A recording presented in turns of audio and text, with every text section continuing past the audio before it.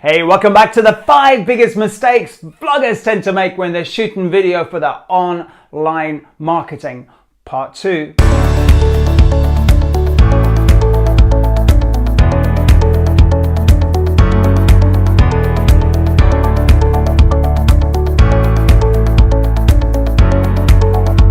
Hey, Mike Blissett here, founder of Speak Like a Pro Online, sharing ideas, tools, and techniques to help you create great videos, share your skill, your knowledge, and your expertise online. Now, this is part 2. This is the second bunch of biggest mistakes that I notice a lot of vloggers tend to make, videographers tend to make when they're shooting video for their online accounts, whether that's YouTube, whether that's Instagram, Facebook, LinkedIn, wherever it is. There's tons of good stuff out there, and I'm sure you're pumping it out as well. But there are some kind of fundamental, just a little mistakes, that sometimes big mistakes that we make, and when we make them, it tends to detract attention from your masterpiece. And so that's what I'm covering here. And if you can just keep them in mind for when you're creating your next video, whether that's live or whether that's recorded, as I'm doing here, then, I think it's all good stuff. So let's jump into this. So in no particular order, as I said in the first video, we're going to start here, location. From my perspective, I think there are 2 areas, just 2 points to keep in mind when you're thinking about location, your environment, where you're filming your video. And number 1 is, are you kind of controlling that environment as much as you possibly can? And I guess the main kind of point I'm making there is, are you keeping it as quiet as possible, like background noise? Now, I know sometimes when we're kind of out in the field, whatever our field is, whether it's at an event or networking or out in nature somewhere, in the city, there will be some surrounding noises, some ambient or background noises. I get it. But equally, just think about from your viewer's point of view, is that going to be so distracting that it detracts from your finished video, from your masterpiece? And I think it's always a trade-off in that sometimes we do have background noises, and sometimes those background noises can convey part of the message, energy, excitement. It can be good stuff. But as I say, sometimes if you're not so aware of that and it becomes overwhelming to the point where it becomes a distraction in your video, then I think that's not such a great thing. So just be aware of where you are and how you're filming it, and just things like how close wherever it is, the microphone is to your subject, whether it's you speaking to camera or whether you're speaking with somebody else doing an interview perhaps, just how close you are to those mics, how good quality the mics are, and I will put links to the ones I'm using here right now, and so you can get an idea of how you can, as I say, as much as you possibly can, control your environment. And the second point I wanted to share with you with regards to location is this word congruency. Is what you're filming, your environment, the place you're filming it in, is it congruent with what you're saying, your message, your brand, your channel, whether it's on whichever channel it is, whichever platform it is, or if it's on your website?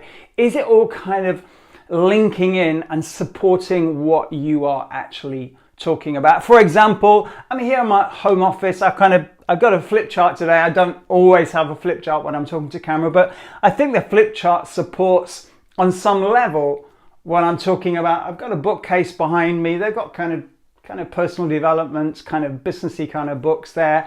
They don't have to be, but just something that it kind of fits the scene. It kind of doesn't just jar.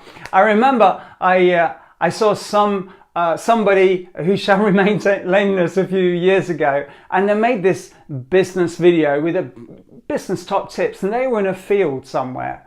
And, the field was very nice, but it had absolutely nothing to do with where they were. If they were making a travel log, if they were talking about nature, if they were talking about maybe de-stressing and all the other stuff that they could have been talking about, which would have been congruent with that location, it would have made sense. But actually, they were talking about whatever the top tips were with regards to their business sector, and they were in a field. And I just think, you know, they were, what they were saying to camera was great, the delivery was great, the location, not so much. So again, just think about that with location. Where do you film it? You don't have to have a fancy location. I'm saying I'm just standing here in my spare room at home, my office at home, and so just think about where that might be for you.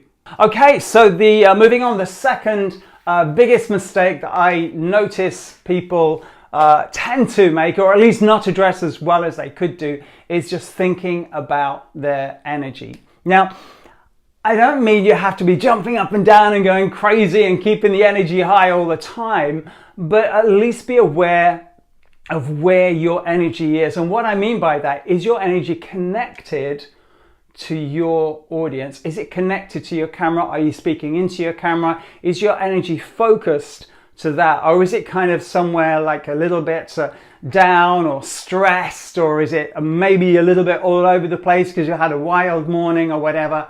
Just think about your energy so that when you come to record, you've kind of landed wherever you are, whether you're sitting down. I sit down sometimes when I make videos, or whether it's standing up like this, and you just spend a few moments just getting clear about wherever your energy is. Just make sure it's connected to your subject, and your subject is your camera lens, and by default that will be to your audience, so that whoever's watching your video on YouTube, Instagram, Facebook, wherever, when they watch your video, it feels like you're talking to them. You're in their living room, you're in their office, you're talking just for them, and that's when you've got the energy connection. So just think about your energy. Okay, and then number three is to connect with your why. And what I mean by that is why you are doing what you're doing, why you're making that video, why you want to share your ideas. If you remember at the beginning of each and every one of my video posts, I just share very briefly the why, to share ideas, tools and techniques to help you create better videos, to share your knowledge, share your expertise and grow your business. Kind of like that. It's not always exactly those words, but that's kind of what I say, and it's me sharing my why with you. And here's the thing, if I'm sharing my why with you, then I'm actually also, it means that I'm kind of in touch with knowing what my why is. So what I would suggest, and I've learned this through the years from working with other brilliant people who have shared their ideas, their whys with me, is that at the beginning of every week, and I usually do this on a Sunday night, just do a recap on the previous week and one on the next week, your objectives, what you want to achieve, and connect with the why. At the beginning of every day, why you want that day to be the day that you want it to be. You know, successful,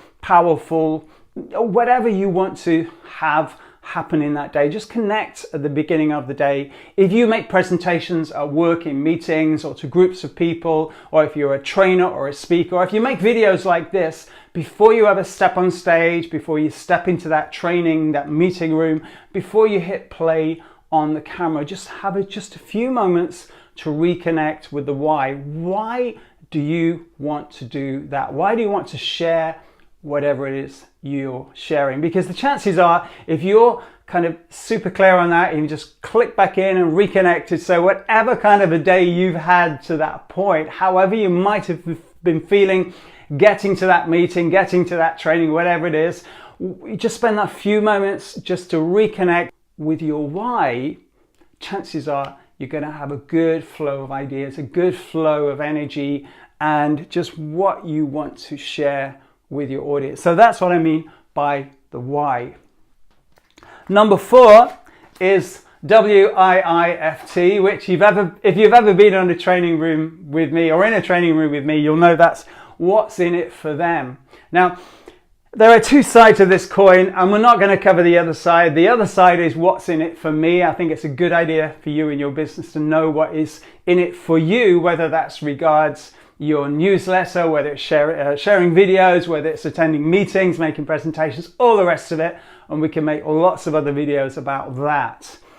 But equally, just remembering what's in it for them. What do you want your viewers, your listeners, your audience, to take away from having spent their valuable time with you? And again, as clear as you can possibly get it. Now, you can't mind read, but you can do research, you can ask for feedback, and you can just listen to what people are saying. And you can listen to what people are saying, not just by asking them questions, but by listening to their comments, listening how they engage with you in social media, and just find out what is in it for them. What are they getting from spending time with you, so that when you come to make your next presentation to camera, into a microphone for a podcast, however you deliver your information, your good stuff, your knowledge, your expertise, you're really clear what is in it for them.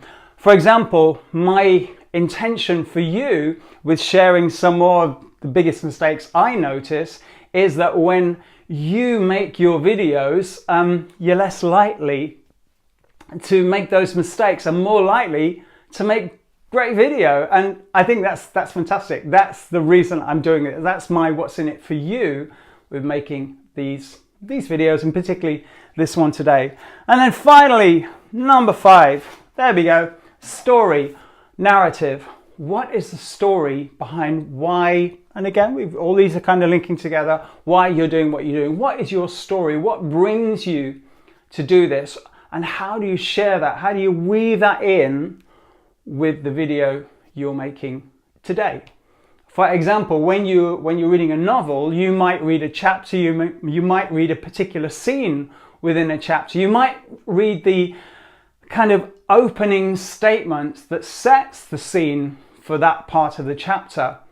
But of course, it's woven within the bigger picture. It's woven within the novel. And so your novel, your bigger picture is you. It's your expertise. It's you as a leader, as a speaker, as a presenter, whatever it is that you do. That's the bigger picture. And again, there are videos that I've made that kind of look at that. But within your particular video, the one that you are filming today, or when the next time is that you're filming your video, or you're making a live video, what's that story? How does that fit in with your picture? And also, how does it fit in, or how can it fit in with your viewer? For example, I'm talking about basically best practice, how to avoid making these kind of 5 mistakes that I've noticed, and how I'm relating it to your story is I keep mentioning that whether you are in a meeting, whether you're delivering content live, or whether you're speaking to a camera, I'm doing a recording like this, so I'm weaving it in with your story. And chances are, if you follow me on this YouTube channel, or if you subscribe to my newsletter, chances are you are within the story, the tapestry that I've kind of been weaving to include you into that. So that's the story. So these are the 5 biggest mistakes I notice videographers or vloggers make when they tend to shoot videos. Not every single time, but you know, they're out there, and some of them are out there, the videos that I've shot as well. I know that people do this. So just to recap: location, energy, why, what's in it for them, and story. Your story, the bigger picture. Okay, so that is it for this video. If you have a question, comment, or a suggestion for a future video, please leave them in the comments box just down there, just below this video. Also, while you're down there, if it's your first time to this YouTube channel, please hit that subscribe button and also the notification bell, just so you get a little alert on your phone or your computer when I've either uploaded a new video, which I usually do every single week, or when I go live, which I usually do every single week on a Thursday. And just to say, if you have mates, buddies, pals, friends and family that you also think might use this content or might value this content, please click the share button and share it with them as well. Question of the day: what is the one biggest mistake that you notice vloggers tend to make when they are shooting video? Leave it in the comments box below. I can tell you, I could do a whole a collection of these videos, because we make mistakes all the time. It's how we learn, it's how we grow, it's how we get better at what we do. So if you've noticed one mistake that kind of you notice or that niggles you or that always makes you feel like that, leave it in the comments box below and I will gladly include it. I'm sure I'm going to make another one, part 3 of these videos in the not too distant future as well. And thank you for that. If you want to see more of my videos sharing great ideas, tools and techniques, helping you create better video, click the box just here to see the original 5 biggest mistakes video that I made just a few weeks ago. And also, if you are starting from scratch and you're looking at how you can create your mega channel, click the video just there and you get some ideas from there as well. Until next time, I'm wishing you the best.